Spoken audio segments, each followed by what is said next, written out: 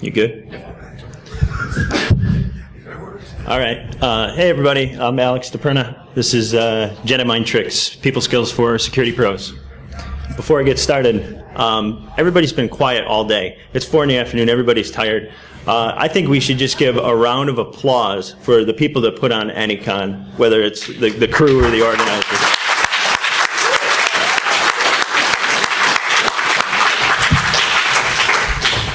Yeah, this is awesome. It's awesome to be here. It's awesome to have this opportunity in upstate New York. I think we got a lot of cyber talent up here, and this is really our conference here. So yeah, thanks so much. Okay, so who's this guy? I have a background in electrical engineering, mobile and web application security. My favorite cert is Scuba, if that tells you anything about what I think of certs. I am Scuba certified. And I like Star Wars. So, the Star Wars theme. What's a Jedi? Jedi are basically knights from the Star Wars universe, right? And if you look at Darth Vader's helmet here, it's sort of based on, feudal Japan, samurai, that kind of thing.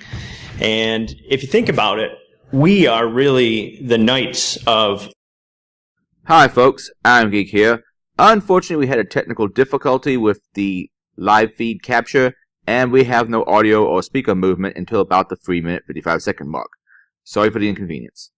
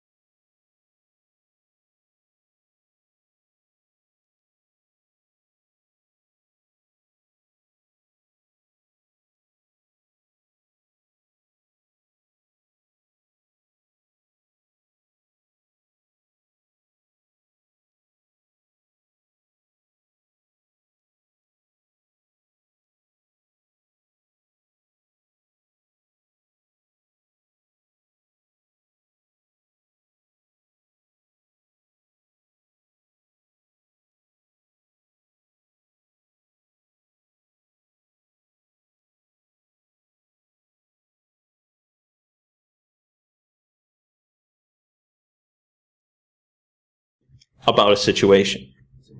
When you do that, you do have increased power. Another good quote from John Maxwell there. Okay, so what about information security? You're sitting here saying, okay, great, leadership, whatever. You have to sell your ideas, like I said. That is how you will influence. That's the bottom line. That is what is going to make you powerful. So how do you sell an idea? Here we have Steve Jobs. He's really excited to be at IBM. He's pointing at it with a finger. I'm not sure which one.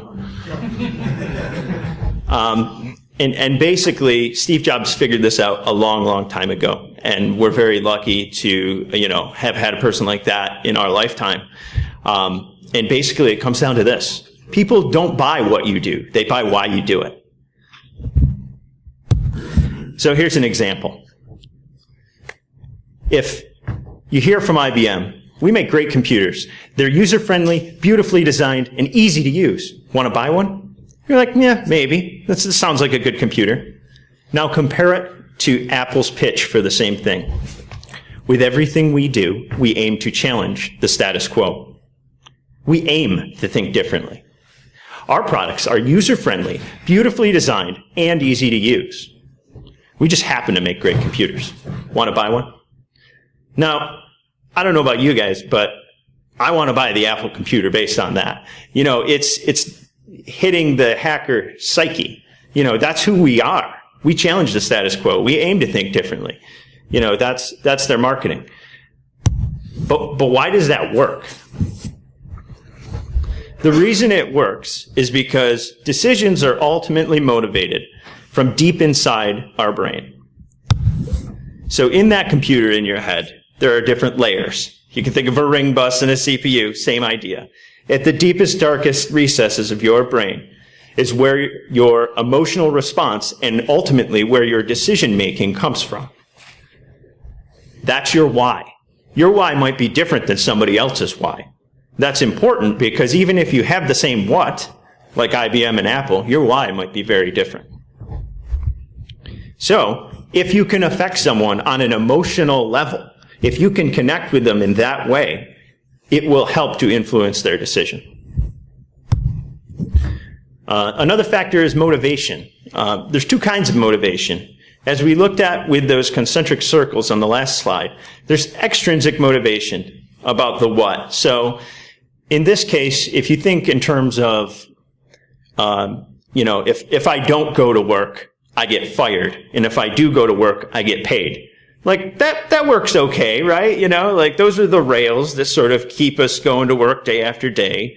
But it doesn't really motivate us. I don't know anybody in this room, or anywhere else for that matter, that if they stop getting paid would go and say, yep, I'm going to go to work in the morning. That's not going to happen, right? So, great leaders and great influencers know that you have to create personal interest, and that personal interest comes from the why. If you can do that, if you can foster personal interest, then someone will come back day after day, because they're not doing it for the money, and they're not doing it, you know, for those external reasons. They're doing it because they're interested. You see this all the time with hackers. We have to figure out how it works. We have to understand why it works that way. That's an intrinsic motivation. We're doing it just because we enjoy it. So, how I've broken down this talk is into sort of three sections. The Jedi mind tricks are coming, I promise. You need to prepare, you need to sell your idea, and you need to build consensus. Originally, I had titled this talk more around social engineering, but after having put the talk together and shared it with a few people, you know, I realized, yeah, these things work for social engineering, but 99% of the time, that's not what we're doing. You know, 99% of the time, we're interacting with people on a day-to-day basis. So, yes, you can use these things to help with social engineering, but you can also use these things in your day-to-day just to make your life easier, at work and otherwise. So basically, the Jedi mind tricks, as I mentioned, they come down to little hacks that help us influence. So, preparing. This is all about that circle of control. What do you control? What can you do before you meet with someone? Know your audience. I put lots and lots of Star Wars memes in here because I know my audience. I love Star Wars. You guys love Star Wars. Try to make this fun, right? Do some recon. Know who you're speaking with. Know how they think. Know their why. Try and understand that. Try and understand where they're coming from. You can do that ahead of time. Now, you can't do this every time you have a conversation, but in general, I think it's very possible to, you know, get an idea. You can, you know, do some Google Foo. You can check LinkedIn. You can get an idea of who you're going to speak with. Prime the pump. Figure out what they like. Give a gift. Give a token of appreciation for no reason. Make friends with administrative assistants. These people are the gatekeepers to everyone that's important that you talk with, that you want to influence. If you get into a situation where people close to the people you want to influence, think you're a good person to talk to, that's helpful. If I say that, like, Dave Kennedy approves this message, automatically my credibility goes up because of that. If Dave Kennedy says Dave Kennedy approves this message, that much more so, right? Plan ahead. Know the rules of the game that you're, playing. You have to know what you want, and you have to know how far you're willing to go to get it. And you have to practice when you do this. And that requires planning.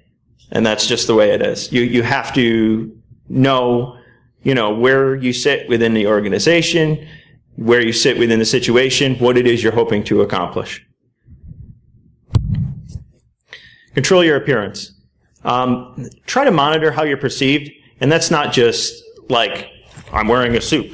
That's like the cadence you talk with, the tone of voice. Even when you're on your way to a meeting, walking slowly, breathing, simple little things. People notice that stuff. Maybe subconsciously, but people notice that stuff. Security makes people nervous. When you meet with somebody who's not in security, you might not realize it, but they feel like they just got pulled over. Their stress levels go through the roof, and they shut down, and they get defensive. That's not what you want. Whether it's social engineering or otherwise, you want to foster a relationship where the only urgency is towards solving a problem, not with the relationship between you and the other party. All right, so we did everything we could. We did our homework. Now we got to sell our idea. How do we do that? Make a connection. Smile. It's not going to kill you. Use the person's name you're interacting with.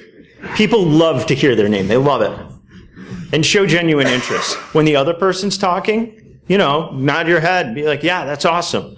And also be authentic. People can tell when you're phoning it in. They can tell. So just be authentically you. Project confidence. Enthusiasm is absolutely contagious. If you believe in your idea or your product and you share that with other people, they are going to get excited about your idea or your product.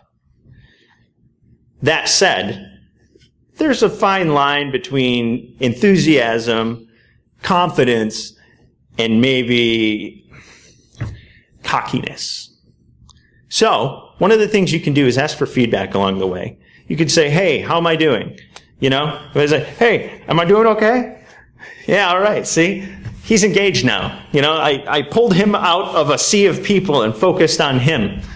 And now he's engaged. When you get into situations where, you're trying to get your idea across, it's often helpful to listen. And we'll get into that a little bit later. But the main thing is here, while you're doing your pitch, make sure you keep people engaged. So, own mistakes. Oftentimes, when you meet with people, it won't be the first time you met with them, or your predecessor met with them. And what can you do in that situation? They've already built up a wall. They're already defensive. What can you do in that situation? Ownership. That's the only thing you can do. That's it. You take responsibility. You say, you know what, you're right, and we're working to get better, and we want to move forward. And if you can do that, it disarms that defensiveness. They realize that, it's not you against them. Again, be respectful of everybody. This includes admins, people of lower rank than you, people that you might not see as significant to your topic. Be kind, be nice to people, because others will see that. And how I like to put this is be conscious of the platinum rule. Do unto others as they would have you do unto them. Now that's different than the golden rule we typically think about. Typically we think about, do unto others as I would have them do unto me. But it's not about you. It's not about you. It's about them. Maya Angelou has a great quote here. At the end of the day, people won't remember what you said or did. They will remember how you made them feel. Establish value. So I find one of the best ways to sell your idea is to figure out what the other person wants, and like we said before, why do they want it? Seek first to understand, then to be understood. That means listen. That means don't talk when they're talking. You can also prompt for more information. Just be quiet. After they seem to be done talking, silence. It's awkward, right? You want to fill that space. You want to fill that gap in. And so they'll keep talking. They'll keep filling that space in for you, give you more information. Ask, and what else, in a genuine way. Don't fake it. Don't phone it in.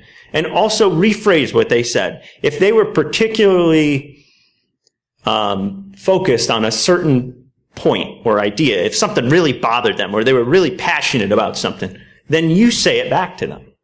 And in that way, they can tell that you listened. They can tell that you care about what they care about.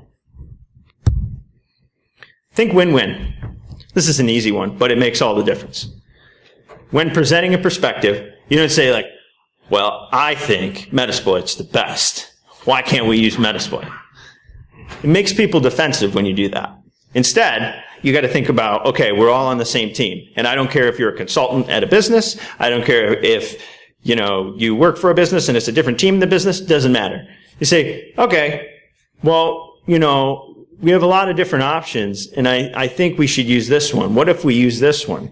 And in doing so, you make the other party part of the decision. And that's important because now they feel like they have a say. And another way to do that is to concede on trivial items. You know what you want because you did your homework earlier, right? You read about the trees if you're a stormtrooper. So, concede on some trivial stuff that doesn't matter. It's okay. It makes people feel like they're contributing. It's a good thing. Dispel FUD. Fear, uncertainty, and doubt. This is a killer. I've had this happen to me more times than I can count. Yeah, exactly. Fear is pervasive in information security because we basically deal in insurance. That's what we are. We're insurance salesmen. We're saying if you do this, then you won't get hacked. It's insurance.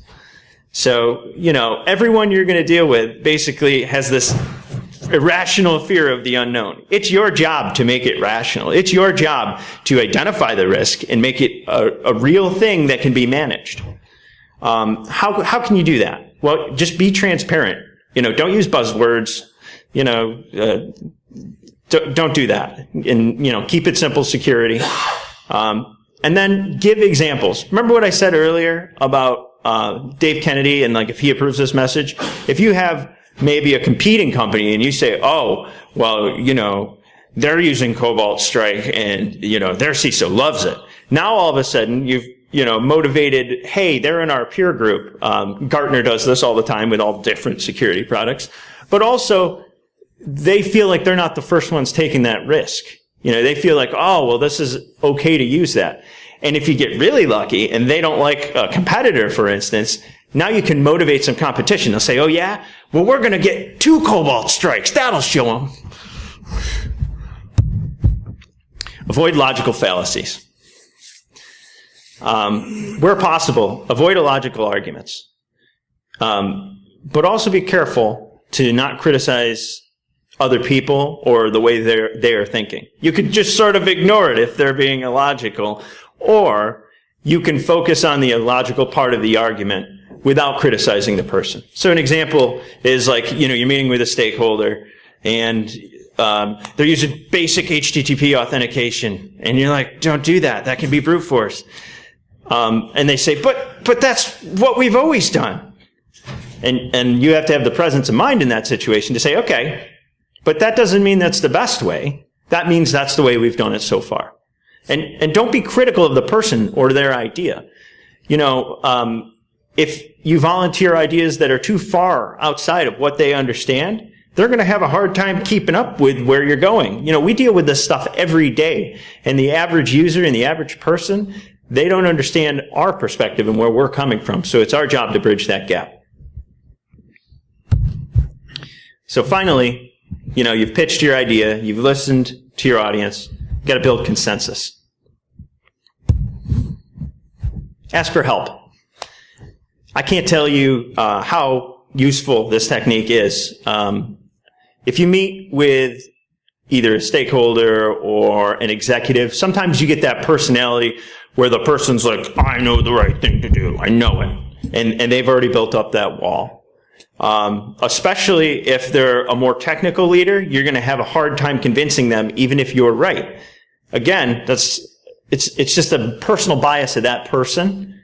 So a good way to disarm that is to ask for help. Say, here's what I think we should do, but honestly, I don't know about this part. What do you think?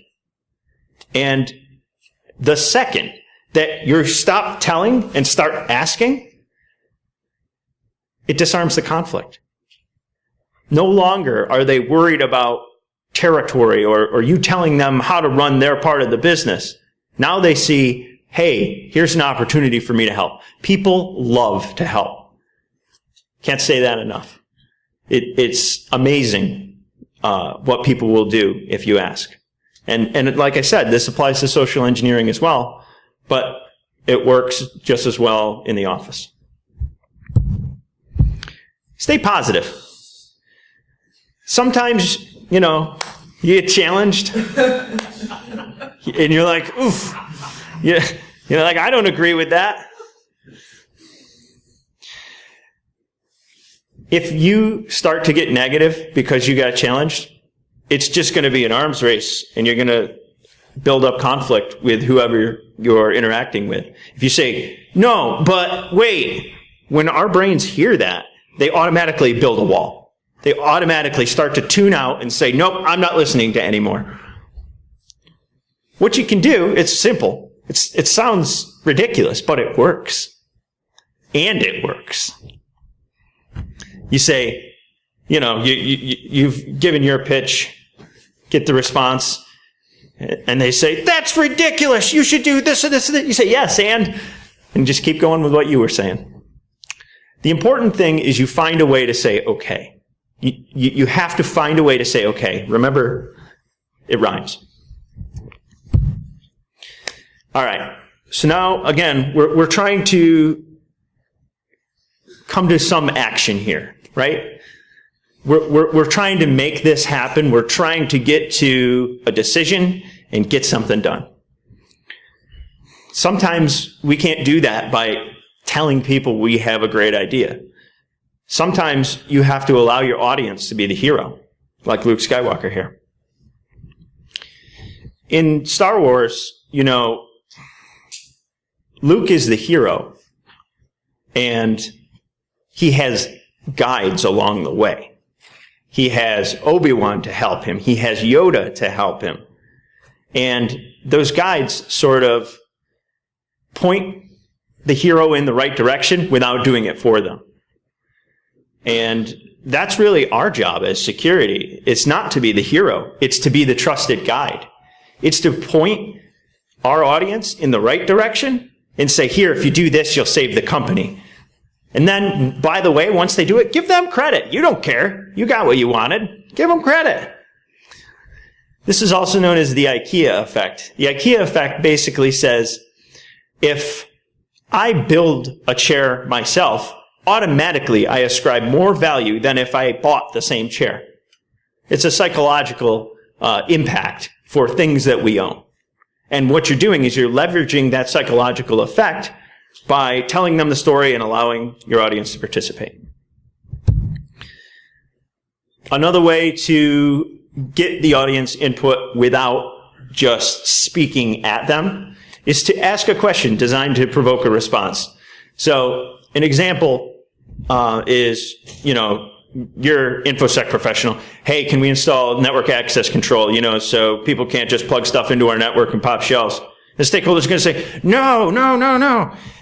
That's going to disconnect all my printers, You're going to get that knee-jerk reaction.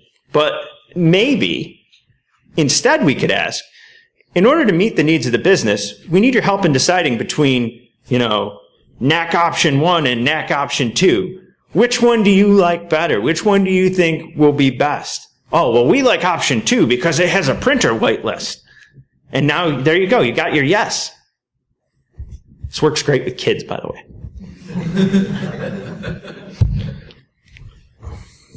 Broccoli or carrots? Good cop, bad cop. Sometimes one person can't do all of these things. And in those situations, it's often better, like I said before, to plan ahead. And what you do is you take your buddy and, you say, all right, teammate, what we're going to do is we're going to take opposite sides of an issue. And what we mean by opposite here isn't really opposite. You're going to take the answer you want them to say yes to and one that's far more extreme and a pain, and those are the opposite sides. And, during the discussion, the person with the moderate opinion should support the audience in what they think. The person with the extreme opinion has to be way out there. And the reason they have to be way out there is that extremism provides what's called an anchoring bias. An anchoring bias, basically, we take the average of anything. Remember, we got little computers in our heads. So if you put a number way out here, now all of a sudden the average is somewhere in the middle. Now all of a sudden, the answer you wanted to be the right answer is more palatable. Compromise. No matter what, try to commit to a course of action. Document your decision and then revisit it later. It's important when you do this that you don't tell people that they were wrong or that, I told you so, you should know better, you should listen to me. People will know that they were wrong if their idea doesn't work. As long as you document the decision, you can return to it later and say, hey, well, what if we try this? And they're going to know that you were right, and now you're a trusted advisor. Now they're going to listen to you because they see that you were right. Look for a silver lining. Find the bright side. Sometimes it's better to lose a battle to win the war. Nobody's against you personally. They're just for themselves. And, sometimes, no matter what Jedi mind trick you pull, you lose. And that's okay. Because when you lose, you learn. So your only options are to win or to learn. There's no bad option here. And that's what I mean by a silver lining.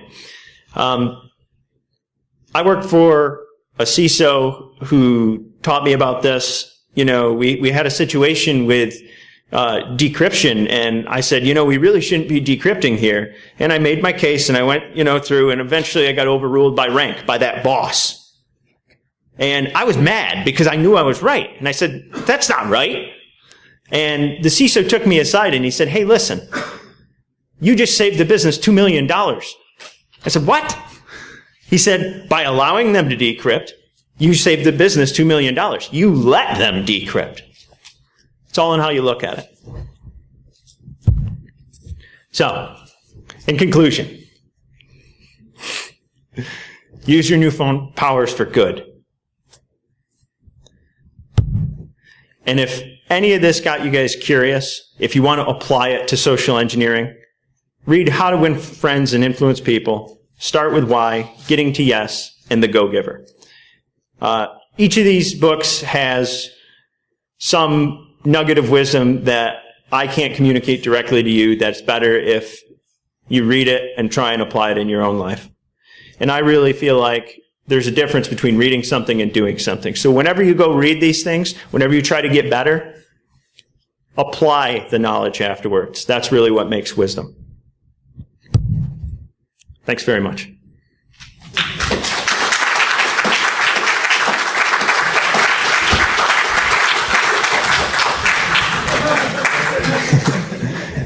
Anybody have any questions? How many gigs have you burned up on Star Wars memes? Too many.